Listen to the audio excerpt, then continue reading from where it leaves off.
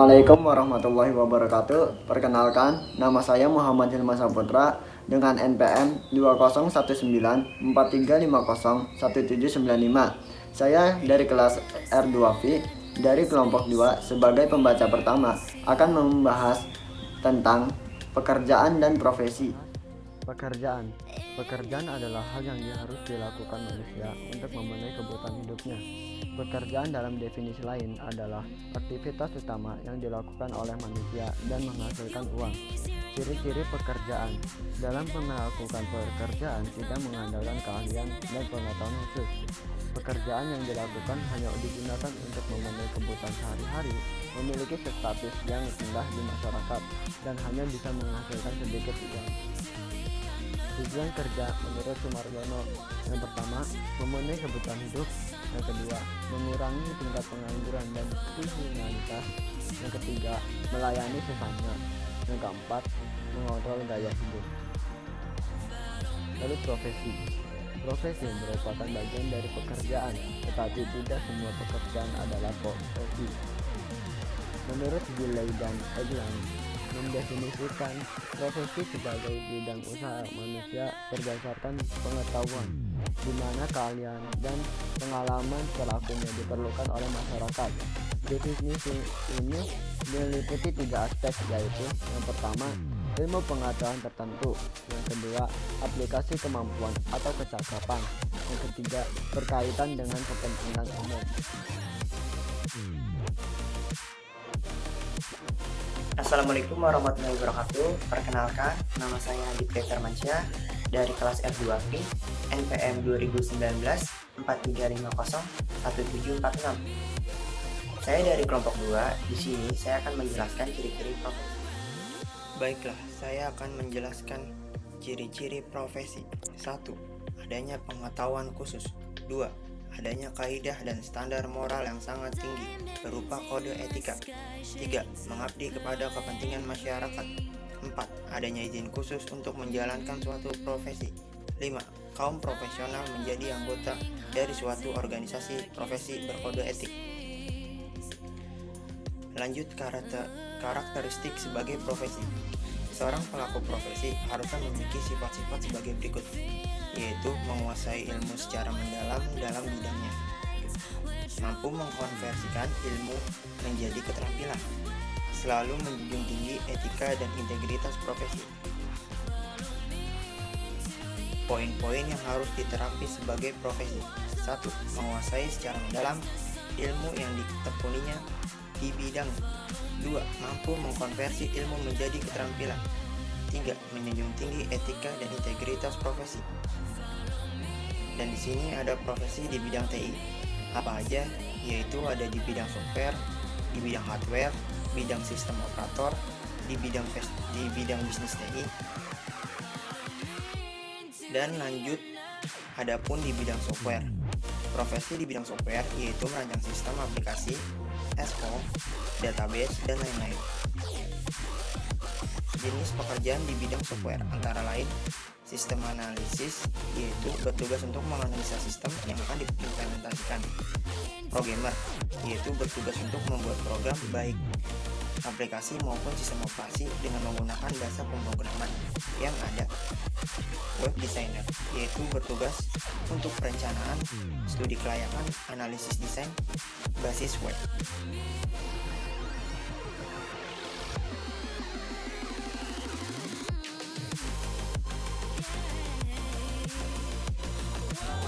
Perkenalkan, nama saya Muhammad Rival.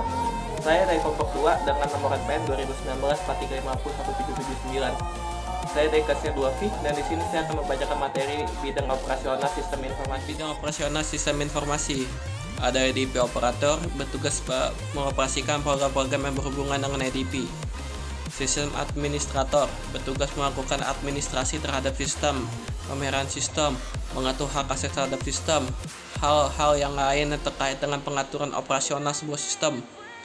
MIS Director, memiliki wewenang yang paling tinggi terhadap sebuah sistem SI, melakukan manajemen terhadap sistem secara keseluruhan sumber daya.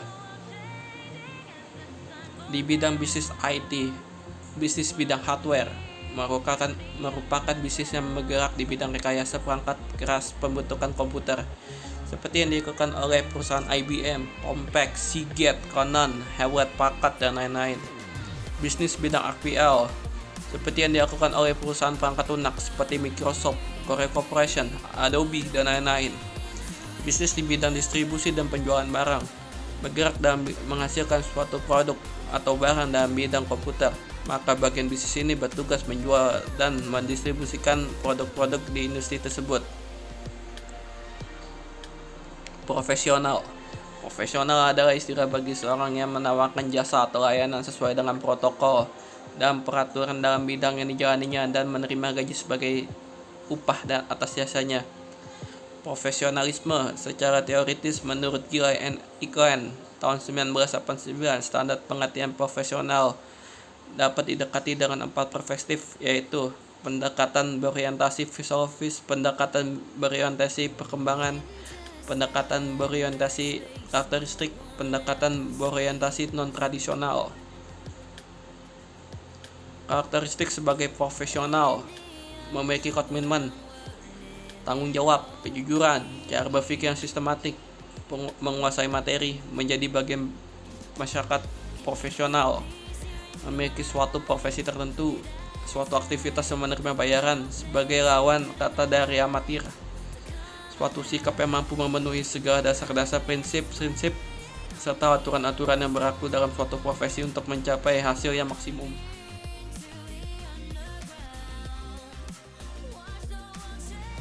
Assalamualaikum warahmatullahi wabarakatuh.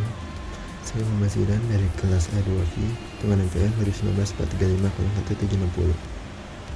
Saya dari kelompok 2 ingin membahas tentang pendekatan orientasi. Pendekatan orientasi filosofi. Pendekatan lambang profesional.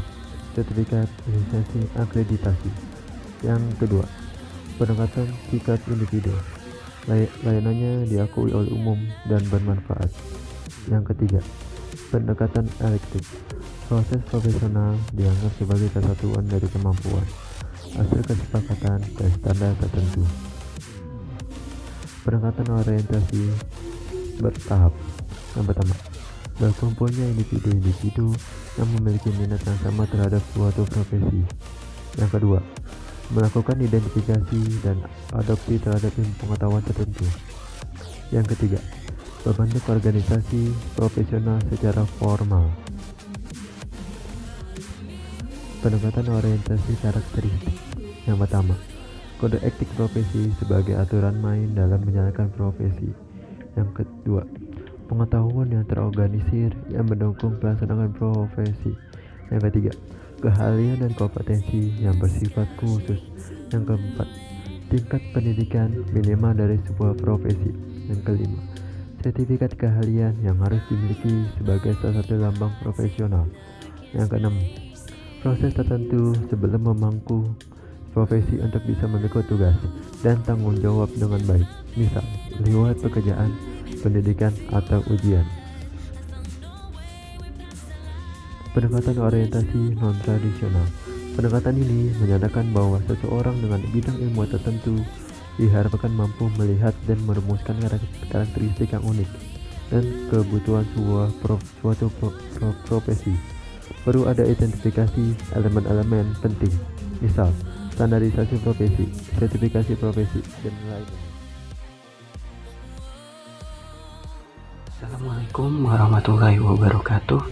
Nama saya Rifat Ali dari kelas R2V dengan NPM 2019-4350-1761. Saya dari kelompok 2 dan ingin membahas tentang kode etik profesi. Kode etik profesi. Kode etik profesi adalah pedoman sikap, tingkah laku, dan perbuatan dalam melaksanakan tugas dan dalam kehidupan sehari-hari. Terdapat 3 hal pokok yang merupakan fungsi dari kode etik profesi. Yang pertama, kode etik profesi memberikan pedoman bagi setiap anggota profesi tentang prinsip profesionalitas yang digariskan.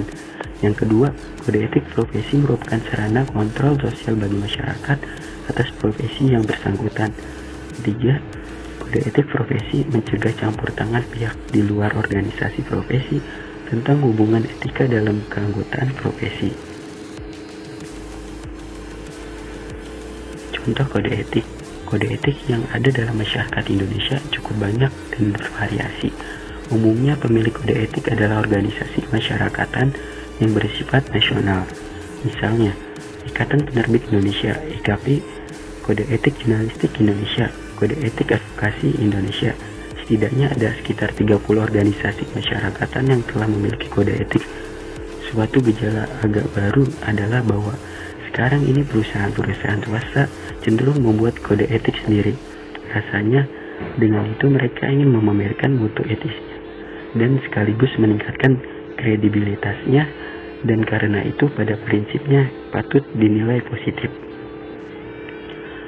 Pelanggaran kode etik profesi. Yang pertama, pelanggaran terhadap perbuatan yang tidak mencerminkan respek terhadap nilai-nilai yang seharusnya dijunjung tinggi oleh profesi itu. Yang kedua, pelanggaran terhadap perbuatan yang kurang mencerminkan kualitas kalian yang sulit atau kurang dapat dipertanggungjawabkan menurut standar maupun kriteria profesional. Kode etik profesi dalam lingkungan TI. Kode etik profesi dalam lingkungan TI membuat kajian ilmiah mengenai prinsip atau norma-norma dalam kaitan dengan hubungan antara profesional atau developer TI dengan klien, antara para profesional sendiri, antar organisasi profesi, serta organisasi profesi dengan pemerintah. Salah satu bentuk hubungan seorang profesional dengan klien, misalnya pembuatan sebuah program aplikasi. Seorang profesional tidak dapat membuat program semaunya. Ada beberapa hal yang harus ia perhatikan, seperti untuk apa program tersebut nantinya digunakan oleh klien atau user. Dia dapat menjamin keamanan sistem kerja program aplikasi tersebut dari pihak-pihak yang dapat mengacaukan sistem kerja. Contoh kode etik profesi informatikawan. Yang pertama, kode etik profesi informatikawan merupakan bagian dari etika profesi. Yang kedua, kode etik profesi merupakan lanjutan dari norma-norma yang lebih umum yang telah dibahas dan dirumuskan dalam etika profesi. Yang ketiga, kode etik ini lebih memperjelas, mempertegas dan memperinci norma-norma terbentuk yang lebih sempurna, walaupun sebenarnya norma-norma tersebut sudah tersirat dalam etika profesi. Yang terakhir, tujuan utama dari kode etik adalah pelayanan khusus dalam masyarakat tanpa mementingkan kepentingan pribadi atau kelompok. Kurang lebihnya mohon maaf. Wassalamualaikum warahmatullahi wabarakatuh.